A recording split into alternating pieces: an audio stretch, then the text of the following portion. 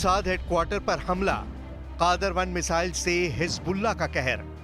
इस वक्त इजराइल के प्रधानमंत्री नेतन्याहू, रक्षा मंत्री Yoav Gallant, Israeli defence force chief of staff major general Herzi Halevi Hezbollah के उस भयंकर पलटवार से हैरान है जो इजराइल की राजधानी तेल अवीव से कुछ ही किलोमीटर दूर है।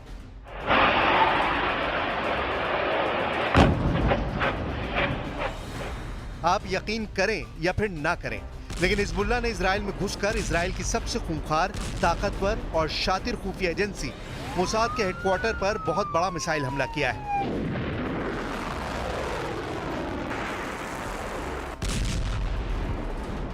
हम आपको हिजबुल्लाह के हमले से जुड़ी इस खबर की पूरी डिटेल आगे बताएंगे, लेकिन पहले आप ये जानिए कि हिजबुल्लाह ने मोसाद के हेडक्वार्टर पर कहां हमला किया है। हिजबुल्लाह ने दावा किया है कि उसने तेल अवीव के एक उपनगरीय इलाके में मोसाद हेडक्वार्टर को निशाना बनाया है। हिजबुल्लाह का दावा है कि उसने अपनी कादर 1 बैलिस्टिक मिसाइल से मोसाद हेडक्वार्टर पर हमला किया है। गजा युद्ध से लेकर अब तक ये पहली बार है कि इजराइल में मौजूद मोसाद हेडक्वार्टर को निशाना बनाने की कोशिश की गई हो। हिजबुल्लाह अभी ये नहीं बता पाया कि क्या उसकी कादर 1 बैलिस्टिक मिसाइल से मोसाद हेडक्वार्टर को नुकसान हुआ है या नहीं। वहीं दूसरी तरफ इजरायली सेना ने डंके की चोट पर दावा किया है कि मोसाद हेडक्वार्टर को हिजबुल्लाह की कादर 1 बैलिस्टिक मिसाइल से कोई नुकसान नहीं पहुंचा। इजराइल ने अपने डेविड स्लिंग नाम के एयर डिफेंस सिस्टम से कादर 1 बैलिस्टिक मिसाइल को हवा में ही उड़ा दिया। आईडीएफ का कहना है कि जिस जगह से मिसाइल दागी गई है, हिजबुल्लाह के उस मिसाइल लॉन्चर को एयर स्ट्राइक से तबाह कर दिया गया है। ये पहली बार है जब हिजबुल्लाह ने तेल अवीव में हमला किया है। אנחנו נמשיך להכות בחיזבאללה.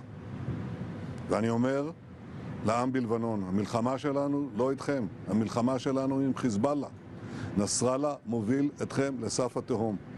אמרתי לכם אתמול להתפנות מהבתים שבהם הוא שם לכם טיל בסלון ורקטה בגראז'. מי שיש לו טיל בסלון ורקטה בגראז' לא יהיה לו בית. אבל אני אומר לכם דבר נוסף, הוא גורם לכך שהמדינה שלכם נמצאת בסכנה.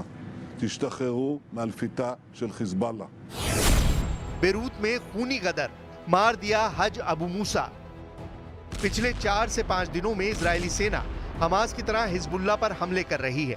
इधर खबरें आ रही हैं कि हिजबुल्लाह चीफ नसरल्लाह खुफिया ठिकाने पर पहुंच चुका है। दावा तो यहां तक किया जा रहा है कि इजराइल को खुफिया जानकारी मिल चुकी है कि हिजबुल्लाह चीफ नसरल्लाह कहां छिपा हुआ है, और अब इजरायली सेना ने लेबनान में हर उस ठिकाने पर हमले शुरू कर दिए हैं जहां हिजबुल्लाह के घातक हथियार मौजूद हैं। इसके साथ ही इजरायली सेना हिजबुल्लाह के उन कमांडर्स की टारगेट किलिंग कर रही है जो इजराइल पर डायरेक्ट रॉकेट और मिसाइल हमलों में शामिल हैं। इजरायली सेना ने बहुत बड़ा दावा कि उसने हिजबुल्लाह कमांडर इब्राहिम मोहम्मदी को जबरदस्त हमले में मार गिराया है। इजरायली सेना ने दावा किया है कि उसने हिजबुल्लाह के कमांडर इब्राहिम मोहम्मद कबीसी हज अबू मूसा को एयर स्ट्राइक में मार दिया है। इजरायली सेना का दावा है कि उसके हमले में कमांडर इब्राहिम मोहम्मद कबीसी समेत हिजबुल्लाह के 6 लड़ाके मारे गए हैं। दावा किया गया है कि इजराइल की एयर स्ट्राइक बेरूत के गुबैरी इलाके में हुआ है। दावे के मुताबिक Ibrahim Mohammed Kabisi Hezbollah commander Ibrahim Aqil की जगह लेने वाला था, जो लगभग 4 दिन पहले ही मारा गया था।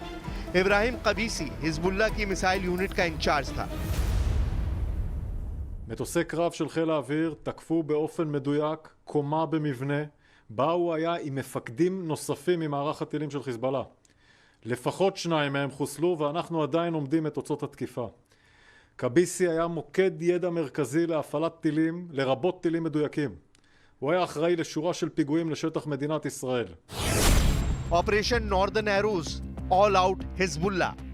लगभग 300 घंटे से इजरायली सेना पूरे लेबनान में टारगेट किलिंग कर रही है। इजरायली डिफेंस फोर्स के chief of staff major general Herzi Halevi का साफ कहना है कि इजरायली सेना के हमले लेबनान में तब तक होते रहेंगे जब तक कि हिजबुल्लाह का सफाया नहीं हो जाता। अगर 300 घंटे से चल रहे इजरायली हमलों पर नजर डालें तो लेबनान का हाल भी गजा जैसे होने लगा है। जनाजों का तांता लगना शुरू हो गया है। इधर हिजबुल्लाह इजराइल पर बड़े हमले करने के लिए पूरा जोर लगा रहा है, लेकिन इजराइल का ऑपरेशन नॉर्दर्न एरोज हिजबुल्लाह पर भारी पड़ रहा है। इजरायली डिफेंस फोर्स के chief of staff major general Herzi Halevi ने लेबनान पर चल रहे ताबड़तोड़ हमलों का नाम ऑपरेशन नॉर्दर्न एरोज बताया है। अब तक इजरायली हमले में लेबनान में करीब 600 लोग मारे गए हैं, जबकि 1600 से ज्यादा जख्मी हुए हैं। इजरायली सेना का दावा है कि उसने हिजबुल्लाह के कम से कम 1700 ठिकाने तबाह कर दिए हैं। इजरायली हमले का डर इतना ज्यादा है कि लेबनान के कई शहरों के लोग शहर छोड़कर भाग रहे हैं। सीमाओं पर लाइन लगी है। इजरायली फाइटर जेट्स ने हिजबुल्लाह के लॉन्चर्स, कमांड पोस्ट, घरों जिनमें लड़ाके छिपे हैं, हथियार डिपो को टारगेट बनाया है। खासतौर से दक्षिणी लेबनान और बेका वैली में बड़े धमाके हुए हैं।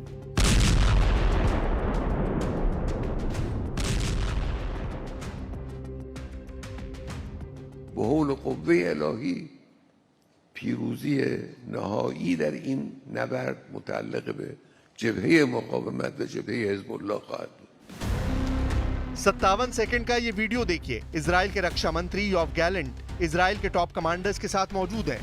योव गैलेंट हेलीकॉप्टर से मुआयना करने हिजबुल्लाह को सीधा संदेश दे रहे हैं कि हिजबुल्लाह के रॉकेट और मिसाइलें इजराइल का कुछ नहीं बिगाड़ सकती हैं।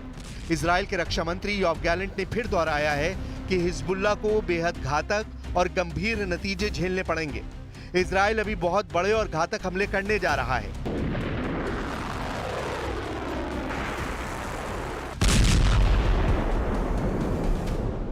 חיזבאללה של היום זה לא חיזבאללה של לפני שבוע. רצף המכות שהוקע בפיקוד והשליטה, בפעילים, באמצעי הלחימה, כל הדברים האלה הם מכות קשות ביותר. अब आप ये भी देख लीजिए कि इजरायली हमले में हिजबुल्लाह के कौन-कौन से बड़े कमांडर अब तक मारे जा चुके हैं। इजरायली हमले में अब तक हिजबुल्लाह के कई बड़े कमांडर मारे जाने का दावा किया जा रहा है। इजरायली सेना के दावों के मुताबिक हिजबुल्लाह के अब तक 16 सीनियर कमांडर मारे जा चुके हैं।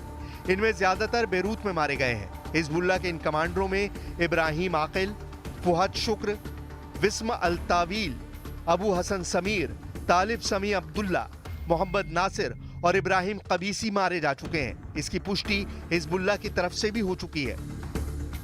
کسانی از عناصر مؤثر و ارزنده حزب الله رو به شهادت رسوندن. بلا شک خسارت بود برای حزب الله، اما این خسارتی نبود که حزب الله را از پا بیندازه. استحکام سازمانی و انسانی حزب الله بسیار بیشتر از این حرفاست.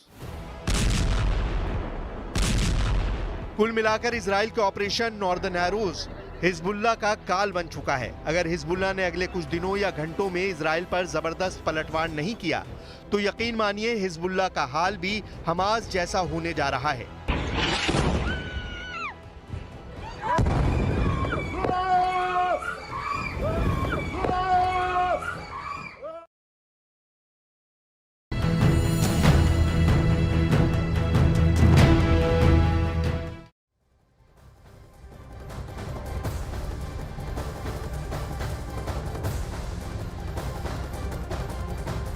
ईरान ने इजरायल को डराने के लिए, उसमें खौफ पैदा करने के लिए एक ऐसा पोस्टर छापा जिससे युद्ध भड़काने वाला डॉक्यूमेंट कहा जा रहा है। इस पोस्टर के जारी होने के बाद ईरान के सुप्रीम लीडर अली खामनेई ने कहा है कि इजरायल के खिलाफ हिजबुल्लाह की जीत पूरी तरह से फाइनल है।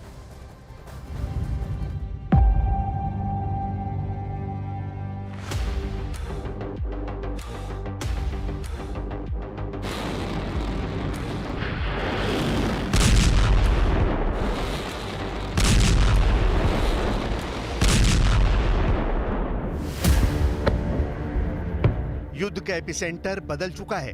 गजा के बाद इजराइल अब लेबनान पर नॉन स्टॉप बमबारी कर रहा है। धमाके ऐसे जिनकी गूंज 1500 किलोमीटर दूर ईरान की राजधानी तेहरान तक पहुंच रही है।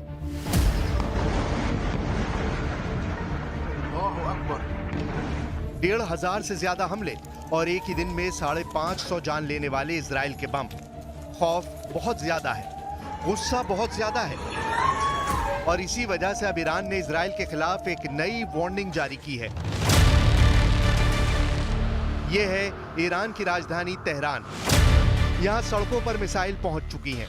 लग रहा है कि बस युद्ध का ऐलान होना बाकी है। और तेहरान की इस इमारत पर लगा दिया है ऐसा पोस्टर जिसमें इजराइल के लिए एक मैसेज है। पोस्टर में इजराइल के सैनिकों को डरी हुई हालत में भागते हुए दिखाया गया है और ऊपर फारसी और इजराइल की भाषा हिब्रू में क्या लिखा है गौर से देखिए। फारसी में लिखा है, हम उस जगह बदला लेंगे जहां तुमने सोचा भी नहीं होगा। हिब्रू में लिखा है, शुरू तुमने किया, खत्म हम करेंगे। इस पोस्टर में इजरायली सैनिकों को खौफ में दिखाकर यह मैसेज देना सीधा इजरायल को चैलेंज है। इजरायल को डराने वाला बयान ईरान के राष्ट्रपति मसूद पेज़ेश्कियान ने संयुक्त राष्ट्र में भी दिया है। سال گذشته رئیس جمهور خدمتگزار کشورم ابراهیم رئیسی از همین سخنگاه با شما سخن گفت. او در راه خدمت به مردم ایران شهید شد. روحش شاد باد. من اینک برای اولین بار از این جایگاه ریاست جمهوری اسلامی ایران با شما سخن میگویم.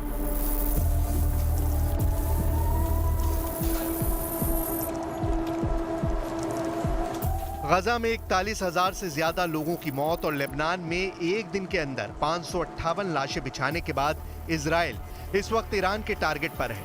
हमास और हिजबुल्ला दोनों के साथ ईरान खड़ा रहा है, लेकिन अब ईरान के तेवर और उसकी ताकत को परखने का सबसे अहम मौका माना जा रहा है।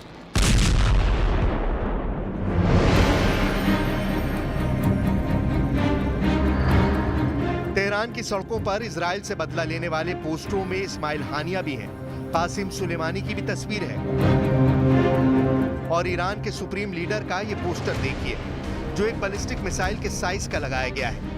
यानी इजराइल को बैलिस्टिक चैलेंज के साथ ईरान बता रहा है कि वो किसका बदला लेना चाहता है। पहला बदला गाजा का है, जहां 41,000 से ज्यादा लोग मारे जा चुके हैं। दूसरा बदला यमन का है, जो अमेरिका और ब्रिटेन के साथ अब इजराइल के टारगेट पर है। तीसरा बदला लेबनान का है, जहां इजराइल ने अपना घोषित युद्ध शुरू कर दिया है। चौथा बदला इस्माइल हानिया का है, जिसकी हत्या इजरायली खुफिया एजेंसी ने तेहरान में की थी। और पांचवा बदला ईरान अपने जनरल कासिम सुलेमानी के मर्डर का लेना चाहता है, जिन्हें अमेरिका ने 2020 में बगदाद में ड्रोन अटैक करके मार डाला था। तेहरान की सड़कों पर मिसाइल के साथ जनरल कासिम सुलेमानी की तस्वीर इसका सबूत है।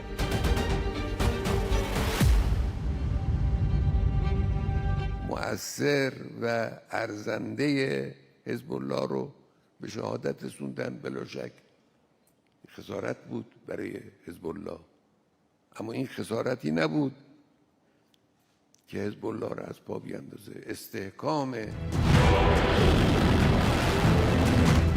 ईरान के टारगेट पर इस वक्त इजराइल भी है और अमेरिका भी, इसलिए दोनों दुश्मनों को डराने के लिए इजराइल ने अपने खास हथियारों की एक परेड भी निकाली है।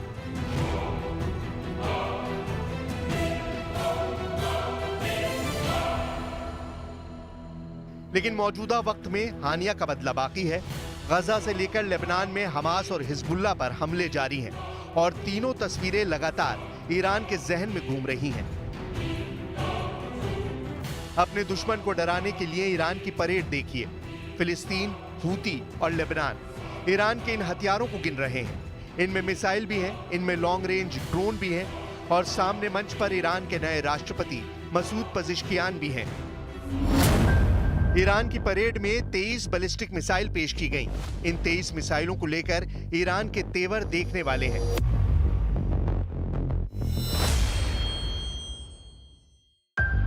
तेईस मिसाइल दिखाकर ईरान क्या करना चाहता है? क्या ये मिसाइल परेड में ही दिखाई जाएंगी या ईरान के दुश्मनों के खिलाफ ये लॉन्च भी की जाएंगी? इसलिए सबसे बड़ा सवाल है कि ईरान कब लेगा इजराइल से अपना बदला। करीब 2 महीने पूरे हो चुके हैं और ईरान के बदले वाली तारीख अब भी कंफर्म नहीं हुई है, बल्कि वेटिंग में चल रही है। गजा पूछ रहा है, पूरा फिलिस्तीन पूछ रहा है।